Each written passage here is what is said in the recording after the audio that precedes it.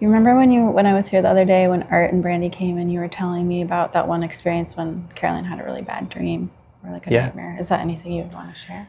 Yeah. So I think most of my life, I've really struggled to access deeper emotions in support of other people. Like, yes, I can experience deep emotions myself, but to be able to support someone else when they're going through something emotionally has always been pretty hard.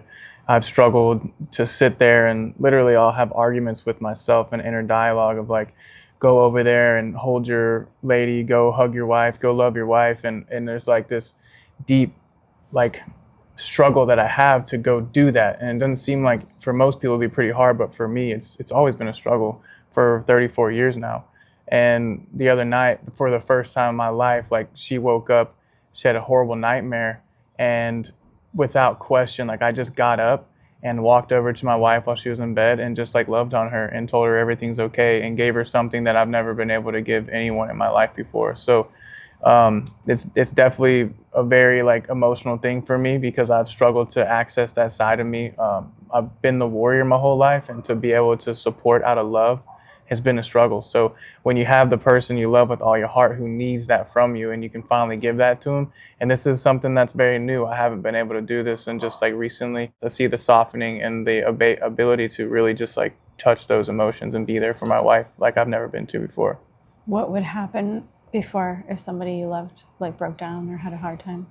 I mean, you could just think of me being on the couch and like watching this happen, and like I had this inner dialogue of like yelling at myself and talking to myself very rudely and being mean to myself because I physically can't get up. I cannot access those emotions to go be there for that person. And that's been hard for me because you see the person you love with all your heart and you want to give this to them and you just can't because there's like this like thing that you can't see, this interference that you can't see in this world, but it's so strong and it interferes with being able to love and support and be soft for the people you love and touch them in that place. So that's always been a hard thing for me. But lately I'm able to access those things. And that's amazing for me really, but imagine like how that makes her feel because she needs that, you know. Because like before you would just like freeze and watch her. Freeze. And she would just be like kind of struggling alone. Yep. And I would literally freeze and watch the person I love crying in front of me and not be able to give them. And I would just be beating myself up, you know, all night, like laying in bed all night on the other end of the bed, knowing that I need to be able to comfort her and love on her and just say something.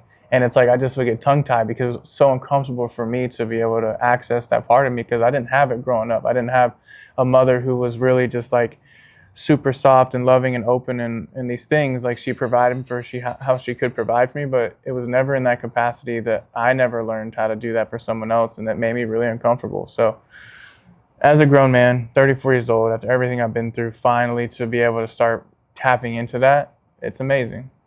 How did she respond? I mean, she cried. You know what I mean? Like I've never been able to do that for her before. So, and she knows how hard I'm working on this and how badly I want to be that man for her. So, like, the love that she has for me is there regardless if I do it or not. But the love that she has for me now is so much stronger because I can't do those things. So that would make me think that you're also able to sit with your own emotions and with yourself in a different way. Have you noticed that at all? Yeah, I think the coolest part about this softening era, like the opening and the softening era, you know, is that when I meditate at night, like I'm getting in deeply. I'm allowing the love I have for myself to really just like flow through my whole body. And like I'm opening up to emotions that have been something that's like just a chokehold. Like I stop at this point, I don't let it up because of what allowing my emotions to come up would make me do. And when you're at war and like when you're just seeing this brutality over and over again, when you have that childhood that's brutal and it changes you, like you don't give that side of you to anyone, and especially not yourself. So now that I can go and access this for myself, it's the first thing is allowing myself to access that gives me the ability to access it for someone else. So I'm definitely like changing parts of me that I didn't even know was possible, and I can feel it and see it in real time. What is that like to experience something new like that?